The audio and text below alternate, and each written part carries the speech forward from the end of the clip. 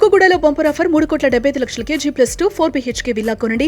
నెలకు 1,00,000 rent guarantee. Terms and conditions apply. వాడు పెద్ద సైకో. మా చేతికి మాత్రం ఇస్తే మాత్రం ఎన్నడున్నా చచ్చిపోతాడు. వాడు సైకో మొత్తానికే సైకో. వాళ్ళ పిల్లలు కూడా ఒకనాడు కూడా డాడీ డాడీ మా అమ్మను కొడతాను అని ఎదురు చెప్పరు. కడుపులో తంతు అక్కడ పడేది. అప్పుడప్పుడు కూడా ఇష్టం వచ్చినట్టు కొట్టేటోడు అనమాట. అట్లా కాదు ఇట్లా నా భర్త అని పోయింది. లాస్ట్కు మాకు అందరికి దూరమై పెద్ద పిల్లగాడు ఇంట్లోనే ఉన్నాడు. లొల్లి అయితే ఇడిపించుంటే నాకు కూతురు చచ్చిపోయేది కాదు. ఆమెను బాగా రోగల బండతో పలగొట్టి రోగల బండ పలిగేటట్టు కొట్టి చంపిండు. అట్లాంటి భర్త ఇంకొకరికి ఉండకూడదు. వాడు ఉన్న కావాలి. వాళ్ళు చేసిన నరక యాతన చూసి ఆమె మా కాళ్ళు పట్టుకో బతిరాలేదు. వాళ్ళ అత్త ఎప్పుడైతే వీళ్ళ ఇంటికి అడుగు పెట్టిందో నెల 40 రోజులు అవుతుంది. వచ్చిన కాంచెలు రోజు నరకమే, ప్రతిరోజు నరకమే. నమస్తే, welcome to Suman TV Warangal. Warangal Enumamula SR నగర్లో దారుణమైన ఘటన చోటు చేసుకుంది. కుటుంబ కలహాల నేపథ్యంలో రాజు అనే ఒక ఆటో డ్రైవర్ తన భార్య అనితపై రోకల్ బండతో దాడి చేశాడు. నిన్నటి రోజున సోమవారం ఈ ఘటన అయితే చోటు చేసుకుంది. మరి ఆ ఘటనలో తీవ్రంగా గాయపడ్డ అనితను ఎంజెం ఆసుపత్రికి తరలించడం జరిగింది. రోకల్ బండతో తల మీద కొట్టడం వల్ల రోకల్ బండ విరిగినట్లయితే మనకి కనిపిస్తుంది. తీవ్రంగా రక్తస్రావంలో ఉన్న అనితని వాళ్ళ హాస్పిటల్కి అయితే తీసుకురావడం జరిగింది. మరి ఎంజెం ఆసుపత్రిలో వైద్యం అందిస్తున్నప్పటికీ చికిత్స పొందుతూ అనిత మృతి చెందడం జరిగింది. మరి ప్రస్తుతం అయితే మనం ఎంజెం హాస్పిటల్ దగ్గర ఉన్న మార్చరీ దగ్గర అయితే ఉన్నాం. మరి ప్రస్తుతం అయితే ఇక్కడ వాళ్ళ కుటుంబ సభ్యులు అయితే మనతో ఉన్నారు. మరి జరిగిన ఘటన గురించి ఒకసారి కుటుంబీకులతో మాట్లాడి ఘటన గురించి అడిగి తెలుసుకునే ప్రయత్నం చేద్దాం రండి. మరి అమ్మాయిని చూస్తూనే అయితే చాలా అమాయకురాలని, తన పని తను చేసుకుంటూ తనే కూలినాలి చేస్తుందని తెలుసు. మరి ఆ వ్యక్తి ఎలాంటి వ్యక్తి? వాళ్ళ భర్త సైకోగాడు. వాడు పిల్లలను కొట్టేది, ఆమెను కొట్టేది, ఎటన్నా బంధువులకు పోయినా ఎటు పోయినా ఊరపోయేది, చూడకపోయేది. ఆమెను బాగా చిత్రహింసలు పెట్టేది. తనను మొన్న వాళ్ళ బాబాయ్ చనిపోయాడని పోయి వచ్చిన అర్ధ గంటకే ఆమె ప్రాణాలు తీసేసిండు. వాడు పెద్ద సైకో. మా చేతికి మాత్రం ఇస్తే మాత్రం ఎన్నడున్నా చచ్చిపోతాడు. కానీ ప్రభుత్వాన్ని ఏమి కోరుతున్నామంటే అట్లాంటి అమ్మాయికి ఇంకోళ్ళకు జరగద్దని కోరుతున్నాం. మా తల్లిదండ్రులు లేరు, ఒకటే చెల్లె. కానీ కుటుంబాల నుండి దూరం చేసిండు. బాబాయ్ చనిపోయిండని పోయింది. మరి ఇట్లాంటి వాడానికి కూడా వచ్చింది. వానికి ఇది షుగర్ అనేది ఉంది. ప్రతిరోజు కూడా వానికి అన్ని చేసి సేవలు చేసి లాస్ట్కు ప్రాణం తన తీసుకుంది. వాళ్ళ అన్నయ్య వాళ్ళ ఇంట్లో నెల ఉన్నది. ఎన్నడున్నా చంపుతానన్నాడు. లాస్ట్కు చంపేసిండు. మరి అంతకుముందు గొడవలు జరిగి తనని కొట్టినప్పుడు అంటే మీరు ఎవరైనా వార్నింగ్ ఇవ్వలేదు? అడిగినా కూడా వాళ్ళతో మాట్లాడి చేసి ఎవరున్నారు అది అంటే ఆమె నచ్చ చెప్పేది, ఏమనద్దు చేయొద్దు, అట్లా కాదు ఇట్లా నా భర్త అని పోయింది. లాస్ట్కు మాకు అందరికి దూరమై కావాలనే వాడు ప్లాన్ వేసుకొని పక్కా వీళ్ళు ఓటాయిలు ఉన్నారు, ఎవ్వడు లేడు అన్న ఉద్దేశంతో ఆమెను బాగా రోగల బండతో పలగొట్టి రోగల బండ పలిగేటట్టు కొట్టి చంపిండు. రోగల బండ రెండొక్కలైంది. రోకల్ బండ రెండొక్కలైంది. రోకల్ బండ కూడా రెండొక్కలైంది. కావాలనే చేసి కొట్టిండు. అట్లాంటి భర్త ఇంకొకరికి ఉండకూడదు. వాడు ఉన్న చావాలి. వాళ్ళ బాబాయ్ ఇట్లా చనిపోయిన అనితకి మీరు ఏమవుతారు? బాబాయ్ అండి, మా అన్న కూతురు. నిన్న రాత్రి ఏం జరిగింది? నిన్న రాత్రి 7 o'clock మధ్యలో మా తమ్ముడు ఒక 5 రోజుల క్రితం చనిపోతే అక్కడికి 5 వద్దులు అని చెప్పి వచ్చినప్పుడు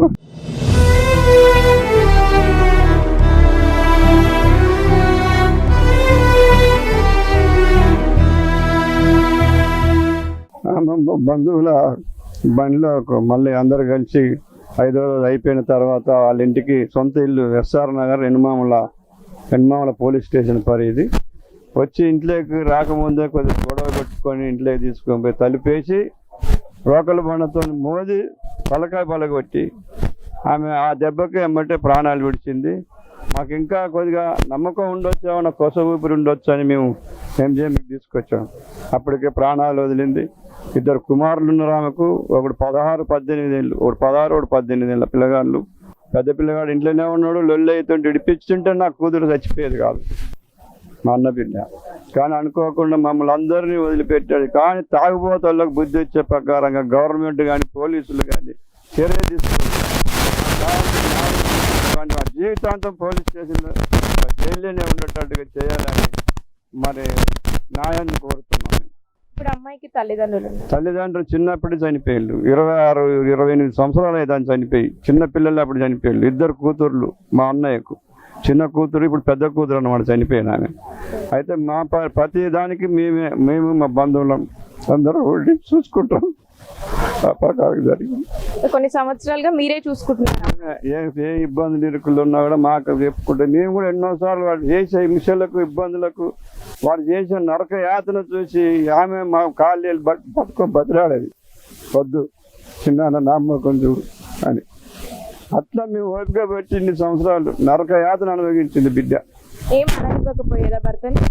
ఏమనిపోదు. ఏమన్నా అంటే ఇప్పుడు ఏమనుకుంటారు, భార్య భర్తలు కోపం మీద ఏమనుకున్నా కూడా 4 రోజులు మా పెద్ద కొడుకు ఇంటికాడంటే వచ్చి కాళ్ళేళ్ళు మొక్కితే నా కుమారులు తీసుకుపోయి మళ్ళా కలిపిళ్ళు మా కొడుకులు బతిలాడి పోనీ చిన్న పోనీ అన్నలని అంటే లాస్ట్కి మాకు కరువు చేసిండు. కానీ తాగుబోతు తిరిగిపోతూ వానికి కావాల్సిన కఠిన కారాగారం విధించాలని మేము కోరుతున్నాం. అంటే మీరే తనకి దగ్గరుండి పెళ్లి చేయించారు? మేమే పెళ్లి చేయించాం. సంవత్సరాల క్రితం ఒక 22 సంవత్సరాలు కావచ్చు. 2 పిల్లలు. అంటే అంత ముందు ఇలాంటి గొడవలు జరిగేది? అంటే కొట్టేవాడా? జస్ట్ చిన్నపాటి గొడవలు అయ్యేవి? చిన్న గొడవలు అయినా కొట్టేవాడు. కడుపులో తంత అక్కడ పడేది. అప్పుడప్పుడు కూడా ఇష్టం వచ్చినట్టు కొట్టేటోడు అనమాట. మాకు చెప్పుకోలేదు, ఎందుకంటే నా భర్త కదా, మా వాళ్ళు ఏం చేస్తారు అనే బాధ. కేవలం ఇద్దరే ఉంటారా? అత్త మామలు ఎవరు ఉండరా వాళ్ళకు? వాళ్ళ అత్త మొడ్లకొండ వాళ్ళ గ్రామం. ఈ మన ఎనుమామల దగ్గర ఎస్ఆర్ నగర్ ఉన్నది కదా, ఆడ డబుల్ బెడ్రూమ్ కేసీఆర్ బాబుతో వాళ్ళకి వచ్చింది కాబట్టి అందులో ఉండి కూలి నాలుగు పోయి సాత్తది వాడిని. కూలి నాలే ఏం లేదు వానికి. డీసీఎం ఒకటి ఉండే డ్రైవర్గా ఉంటే ఒకటి ఓన్గా అప్పు ఇప్పించి ఒక వెహికల్ కూడా ఇప్పించినాం, అది కూడా అమ్ముకున్నాడు. ఏం లేదు. ఇప్పుడు కొడుకు ఆటో తోలితేనే వాడికి కూడు. నా బిడ్డ తీసుకుపోయి కూలి పెట్టి కూలినాలు తీసుకొచ్చి ఇస్తేనే వాడికి కూడు. అసమంటోళ్ళని బెదిరించుకుంటా ఇంట్లో పెద్ద ఆంబోధ లేకుండా వాళ్ళని ఈ విధంగా ప్రాణాలు తీసిండు. మాకు సరైన న్యాయం జరగాలని ఇప్పుడు ప్రభుత్వాన్ని కోరుతున్నాం, పోలీస్ శాఖను కోరుతున్నాం, అందరిని కోరుతున్నాం. ఆ విధంగా మీరు ఇంటి పక్కన ఉంటున్న వాళ్ళు అనిత వారి ఇంటి పక్కన. సో నిన్న రాత్రి ఏం జరిగింది? వాళ్ళు ఏదో 5 వద్దులకి ఏటో పోయి వచ్చిందట. ఆ అక్క పోయి వచ్చిందట. ఇంటికి రాగానే లొల్లి స్టార్ట్ అయిందట. 5:30 వచ్చింది. లొల్లి స్టార్ట్ అవుతూనే ఇక బయటికి వెళ్ళిందట ఆమె. లొల్లి అవుతుంది కానీ బయటకు వస్తే పెద్ద కొడుకు వచ్చి ఎందుకమ్మ బయట ఇంట్లోకి రా అని ఇంట్లోకి వెళ్ళిపోయిందట. వాళ్ళ అత్త ఉంటుంది ఒక ఆమెకు చెయ్యి ఇక్కడికి వచ్చింది. ఎప్పుడైతే ఆ ముసలామిడికి వచ్చిందో ఆ రోజు నుండి టార్చర్ ఘోరంగా ఉన్నది ఆమెకు. వాళ్ళ అత్త ఎప్పుడైతే వీళ్ళ ఇంటికి అడుగు పెట్టిందో 40 రోజులు అవుతుంది. వచ్చిన కాంచెలు రోజు నరకమే, ఇక ప్రతిరోజు నరకమే, ఘోరంగా కొట్టేది. అంటే తన వల్లే వీళ్ళిద్దరికి గొడవలు జరిగింది. ఆమె ఇక కొడుకు వచ్చే వరకు ఏదో పుల్లలు పెట్టి చెప్పేది. కొడుకు ఇక తాగచ్చుడుతోనే కొట్టుడేది. ఒకరోజు ఎంటికలు బట్టి గుర్ర బయటకు గుందుకొచ్చిండు. ఎన్ని రోజుల క్రితం అది? ఒక 10 days అవుతుంది. 10 days కింద పోయినా మంగళవారం.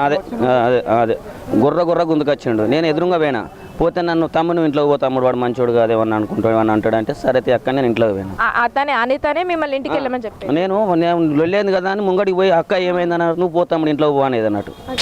వాడేమన్నా అంటాడు లంగవాడు మళ్ళీ నీ మీద నిన్ను ఎత్తాడు పోతాముడు అంటే సరే ఎందుకు మనకని ఇంట్లోకి పోతే మా వైఫ్ పోయి అక్కతో కూర్చునేది. ఇక ఏడుతా అంటే ప్రతిరోజు వాడు లేని అలవాట్లేదు, ప్యాకాట రోజు ఆడతాడు.